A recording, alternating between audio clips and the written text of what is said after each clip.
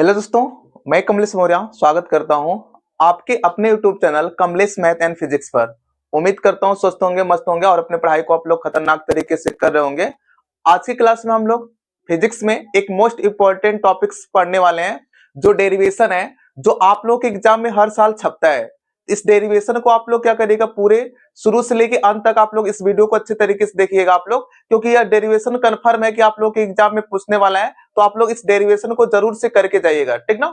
अगर आप लोगों को इस प्रकार की वीडियो क्या कहते हैं यूट्यूब पे चाहिए, तो आप लोग क्या करिएगा, इस चैनल को आप लोग सब्सक्राइब कर लीजिएगा, क्योंकि मैं इस टाइप की जो मोस्ट इंपॉर्टेंट डेरिवेशन होंगे या जो मोस्ट इंपॉर्टेंट थ्योरी होंगी, उन सब चीजों को मैं आप लोगों को कराने वाला हूं। तो आप लोग इस चैनल को सब्सक्राइब कर लीजिएगा, ठीक ना।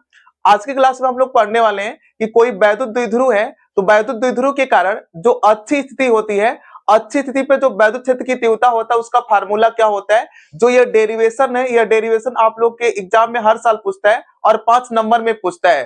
तो आप लोग देखो कि जब आप लोग से मान लीजिए क्वेश्चन पूछता है, तो आप लोगों को परीक्षा में किस प्रकार से लिखना होगा और किस प्रकार से डेरिवेशन करना होगा, इन सब चीजों के बारे में हम लोग चर्चा करने वाले हैं, ठीक ना। तो सबसे पहले तो यहाँ पे देखिए, मैं आप लोग के सामने लिख भी दिया हूं अच्छे तरीके से, कि आप लोगों को कोई प्रॉब्लम ना हो, किस तरीके से आप लोग को लिखना है, इस प्रकार से आप लोग अपने परीक्षा में लिखोगे कॉपी पे, ठीक ना। तो उस कंडीशन में जो एग्जामिनर होगा वो पूरा नंबर आप लोगों को देने वाला है, ठीक ना। तो सबसे पहले तो यहाँ पे देख लीजिए आप लोग, यहाँ पे मैं फिगर बनाया हूं।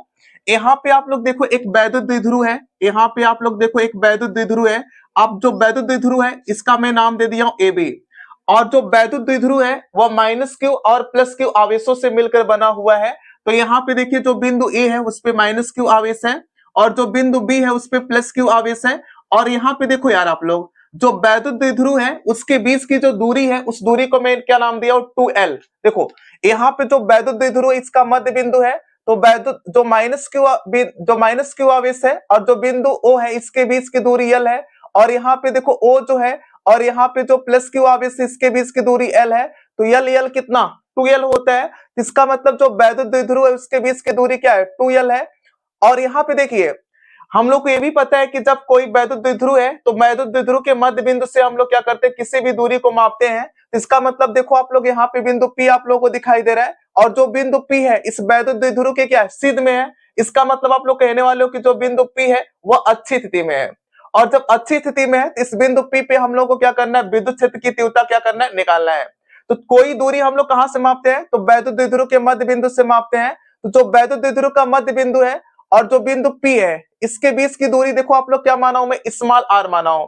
मतलब आप कह सकते हो कि वैद्युत द्विध्रुव के मध्य बिंदु से स्मॉल r दूरी पर एक बिंदु P है, जिस बिंदु P पर वैद्युत क्षेत्र की तीव्रता हम लोग को क्या करना है, निकालना है। तो यहाँ पे देखो बिंदु P है, ठीक है बात। अब यहाँ पे देखो यार, मैं क्या करने वाला हूं कि जो वैद्युत द्विध्रुव -q और +q आवेशों से मिलकर बना हुआ है, तो मैं क्या करता हूं, एक बार -q आवेश के कारण इस बिंदु P पर वैद्युत क्षेत्र की तीव्रता निकाल लेता हूं, और एक बार जो यहाँ पे +q आवेश है, इस +q आवेश की वजह से बिंदु P है, उस पर वैद्युत क्षेत्र की तीव्रता निकाल लेता हूं। जब -q आवेश की वजह से वैद्युत क्षेत्र की तीव्रता पता हो जा रहा है, जब +q आवेश की वजह से वैद्युत क्षेत्र की तीव्रता पता हो जा रहा है, तो मैं क्या करता हूं, दोनों आवेशों के कारण जो बिंदु P है, उस बिंदु P पर जो परिणामी वैद्युत क्षेत्र की तीव्रता होती है, उसका मान मैं क्या करता हूं, निकाल लेता हूं। और उस कंडीशन में हम लोग को क्या हो जाएगा, इस वैद्युत द्विध्रुव के कारण इस बिंदु P पर वैद्युत क्षेत्र की तीव्रता का मान पता हो जाएगा, ठीक ना। तो फिगर आप लोग को समझ में आ रहा होगा। जो यहाँ पे देखिए, जो बिंदु यहाँ पे A है, या कह सकते हो जहां पे -q आवेश है, -q आवेश से और जो बिंदु P है उसके बीच की दूरी में लिखना चाहूं तो बोलो क्या। तो आप बताओगे, देखो यहां से लेके यहां तक की दूरी कितना है, स्मॉल r है, मतलब बिंदु O है, और यहाँ पे बिंदु P है, इसके बीच की दूरी अगर यहाँ पे स्मॉल r है, तो अगर पूछो इस बिंदु से और इस बिंदु के बीच की दूरी कितना होगा, तो बताओगे यहां से लेके यहां तक कितना है, l। और l में क्या करोगे, इस r को जोड़ दोगे, तो यहां से लेके यहां तक की लंबाई हो जाएगी। इसका मतलब r प्लस में l हो जाएगा। अगर मैं पूछूं कि जो +q आवेश है, इस +q आवेश की वजह से जो बिंदु P है उसके बीच की दूरी क्या होगी, तो आप लोग क्या कहोगे, देखो यहां से लेके यहां तक की दूरी से मतलब है हम लोग को, तो यहां से लेके यहां तक की दूरी कितना r है, और यहां से लेके यहां तक की दूरी कितना l है। तो अगर मैं r में से l को हटा देता हूं, इसका मतलब यहां से लेके यहां तक की दूरी हो जाएगी। तो इसका मतलब यहां से लेके यहां तक की दूरी क्या, r - l हो जाएगा। बोलो हो जाएगा क्या, तो बताओ यस सर हो जाएगा। अब इस बात को मैंने यहाँ पे लिखा है, जो यहाँ पे आप लोग कहानी देख पा रहे हो, इस कहानी को मैं यहाँ पे लिखा हूं। और एक चीज और माना हूं, बोलो क्या। तो यहाँ पे जो +q आवेश है, मतलब जो +q आवेश है, इस +q आवेश की वजह से इस बिंदु P पर यहाँ पे देखो बिंदु P यही है, बिंदु P है। इस बिंदु P पर जो विद्युत क्षेत्र की तीव्रता है, कौन से आवेश, जो प्लस क्यू आवेश है, इस प्लस क्यू आवेश की वजह से इस बिंदु P पर जो विद्युत क्षेत्र की तीव्रता है उसको मैं क्या माना हूं, E1 माना हूं। और जो यह माइनस क्यू आवेश है, इस माइनस क्यू आवेश की वजह से इस बिंदु P पर जो विद्युत क्षेत्र की तीव्रता है उसको मैं क्या माना हूं, E2 माना हूं। अब इस बात को जितना मैं बातें समझाया हूं, इस बात को यहाँ पे मैं लिखा भी हूं, और आप लोग को जब यह डेरिवेशन पूछेगा तो आप उस कंडीशन में इस बात को आप लोग लिखोगे। देखो मैं क्या लिखा हूं, यहां पे लिखा हूं, माना एक वैद्युत द्विध्रुव AB जो है वह माइनस क्यू वह प्लस क्यू कूलाम आवेशों से मिलकर क्या हुआ है, बना हुआ है। इसके बाद मैं क्या लिखा हूं, जिसके बीच की अल्पतम दूरी कितना है, 2l मीटर है। यहाँ पे देखो l और l कितना होगा, 2l हो जाएगा। तो वही बात यहाँ पे लिखा हूं, जिसके बीच की अल्पतम दूरी कितना है, 2 मीटर है। इसके बाद यहाँ पे क्या लिखा हूं कि जो वैद्युत द्विध्रुव का मध्य बिंदु कैपिटल O से स्मॉल r दूरी पर इसकी अच्छी स्थिति में एक बिंदु P है। आप लोग देख पा रहे हो कि यह वैद्युत द्विध्रुव है और इस वैद्युत द्विध्रुव के अक्ष में एक बिंदु यहाँ पे P है, और यह दूरी कितना में माना हूं, स्मॉल r माना हुआ हूं। तो स्मॉल r दूरी पर इसकी अच्छी स्थिति में एक बिंदु P है, जिस पर वैद्युत क्षेत्र की तीव्रता हम लोग को क्या करना है, निकालना है। यही बिंदु P आप लोग दिखाई दे रहा है, इस बिंदु P पर हम लोग को वैद्युत क्षेत्र की तीव्रता क्या करना है, निकालना है। ठीक है ना। अब यहाँ पे एक चीज और मैं लिखा हूं, माना वैद्युत द्विध्रुव के आवेशों, मतलब जो प्लस क्यू आवेश है तथा माइनस क्यू आवेश के कारण बिंदु P पर वैद्युत क्षेत्र की जो तीव्रता होती है उसको मैं क्या माना हूं, E1 और E2 है। इस प्रकार से यहाँ पे मान लिया हूं। और आप लोग को पता है कि किसी बिंदु आवेश की वजह से जो वैद्युत क्षेत्र की तीव्रता होती है उसका फार्मूला क्या होता है, याद आ रहा है कि नहीं? आप लोग को पता है 1/4πε0 क्यू अपान में क्या होता है, r² होता है, किसी बिंदु आवेश की वजह से।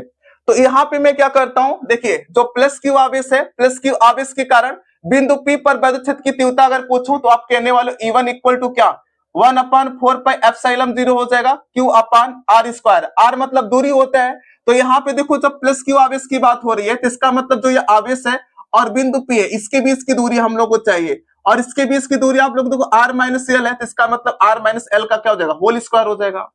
सेम उसी तरीके से आप यहाँ पे क्या लिखोगे, माइनस क्यू आवेश के कारण बिंदु P पर वैद्युत क्षेत्र की तीव्रता, मतलब जो माइनस क्यू आवेश है, इस माइनस क्यू आवेश की वजह से इस बिंदु P पर मैं वैद्युत क्षेत्र की तीव्रता को लिखना चाहता हूं, तो वही बात यहाँ पे लिखा हूं, माइनस क्यू आवेश के कारण बिंदु P पर वैद्युत क्षेत्र की तीव्रता, और इसको मैं क्या लिखा हूं, E2 लिखा हूं। इसका मतलब E2 इक्वल टू आप लोग बताओगे 1/4πε0, यहाँ पे Q अपान r² मतलब दूरी होता है।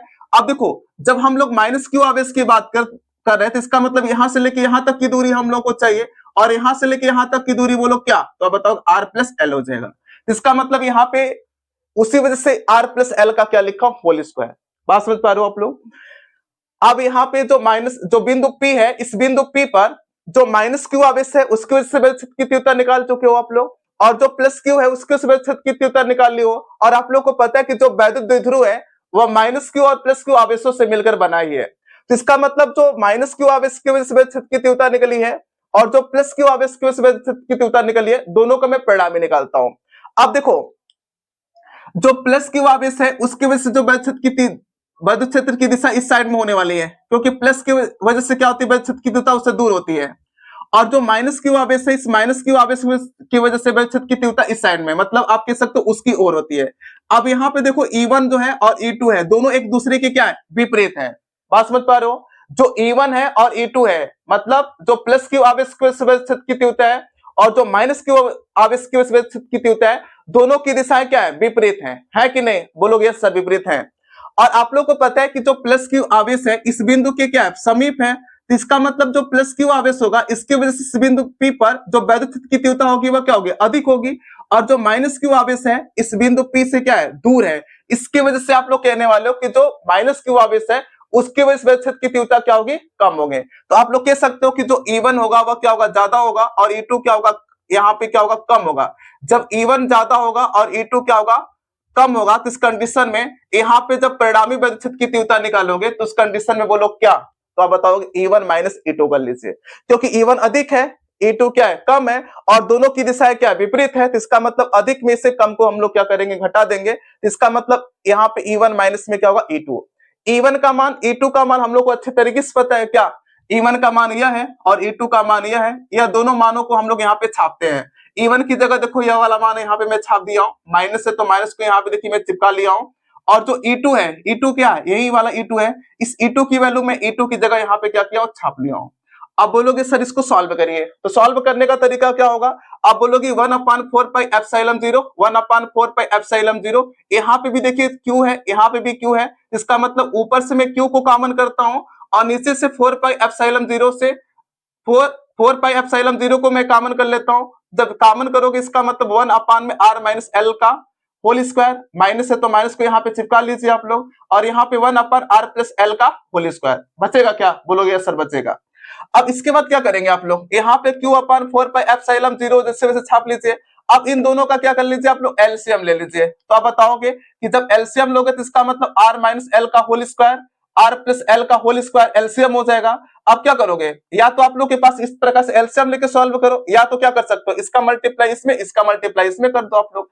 इसका मल्टीप्लाई इसमें करोगे तो इसका मतलब r+l का होल स्क्वायर हो जाएगा, इसका मल्टीप्लाई इसमें करोगे इसका मतलब r-l का होल स्क्वायर हो जाएगा, और इसका मल्टीप्लाई इसमें करोगे आप लोग, इसका मल्टीप्लाई इसमें करोगे। इसको देख के कुछ महसूस कर पा रहे हो क्या आप लोग, इसको देख के कुछ महसूस हो पा रहा आप लोगों को, यह r-l है और ये r+l है, आप लोग देख के कुछ महसूस कर पा रहे हो, a + b a - b, a + b a - b कुछ महसूस हो रहा है।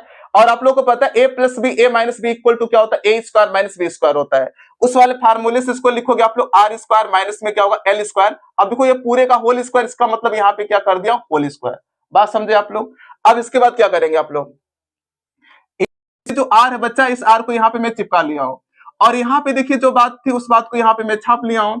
अब बोलोगे क्या, यहाँ पे देखो आप लोग जो r है, r क्या है, तो आप लोग कह सकते हो वैद्युत द्विध्रुव के मध्य बिंदु से और जिस बिंदु P पर वैद्युत क्षेत्र की तीव्रता निकाला उसके बीच की दूरी है। मतलब आप कह सकते हो जो r है वो बहुत बड़ी दूरी है, या कह सकते हो अधिक दूरी है, किसकी अपेक्षा, l की अपेक्षा। जो l है वो वैद्युत द्विध्रुव के बीच की दूरी है, और वो भी दूरी देखो यह वाली दूरी है, छोटी दूरी है, मतलब वैद्युत द्विध्रुव की दूरी का भी आधा दूरी है, इसका मतलब वही l है। तो इसका मतलब r बड़ी वैल्यू है, l छोटी वैल्यू है। और जब आप लोग को पता है कि जब कोई छोटी वैल्यू होती है, उस छोटी वैल्यू को अगर हम लोग स्क्वायर कर देते हैं तो वो वैल्यू और छोटी हो जाती है।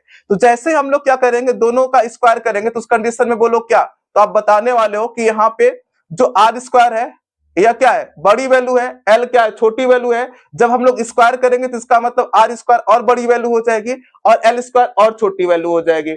इसका मतलब l² बहुत छोटी वैल्यू हो जाएगी, इसका मतलब l² को हम लोग भुला जाएंगे या छोड़ देंगे हम लोग, या नगण्य मान लेंगे हम लोग। तो जब l² को हम लोग छोड़ेंगे तो बोलो क्या, तो आप बताओगे। और एक बात आप लोग को और पता है, 2ql किसके बराबर होता है, 2ql जो होता है वह p के बराबर होता है। इसका मतलब इसकी जगह मैं क्या लिख सकता हूँ, 2ql की जगह मैं p लिखूंगा, यहाँ पे 2 है तो 2 को लिख लीजिए, r है तो r को यहाँ पे छाप लीजिए आप लोग। और जब l² को आप लोग छोड़ दोगे तो बचेगा क्या, इसका मतलब r² और इस पूरे की पावर क्या होगा 2 हो जाएगा। अब पावर की पावर का मल्टीप्लाई हो जाएगा, इसका मतलब r की पावर 4, इस r से यहाँ पे एक r खत्म हो जाएगा, इसका मतलब r यहाँ पे क्या कितना बचेगा, 3 बचेगा। 1/4πε0, 1/4πε0 छाप लीजिए आप लोग, और यहाँ पे r से r खत्म हो गया, इसका मतलब 2p बचा है, ऊपर 2p और एक r तो नीचे खत्म हो गया, इसका मतलब r क्यू हो गया है। इसका मतलब इसका मात्रक क्या होगा, तो बताओगे न्यूटन कूलम्ब। तो अगर पूछो आप लोग से बताइए कि किसी वैद्युत द्विध्रुव के कारण अच्छी स्थिति पर वैद्युत क्षेत्र की तीव्रता का फार्मूला क्या होता है, तो आप लोग का जवाब होगा कि E = 1/4πε0 2p/r³। ठीक ना, इस प्रकार से आप लोग को इस डेरिवेशन को करना है, ठीक ना। या जो डेरिवेशन होता है वो हर साल आप लोग के एग्जाम में पूछता है, इस वजह से आप लोग इस डेरिवेशन को अच्छे तरीके से तैयार करके जाइएगा, ठीक ना।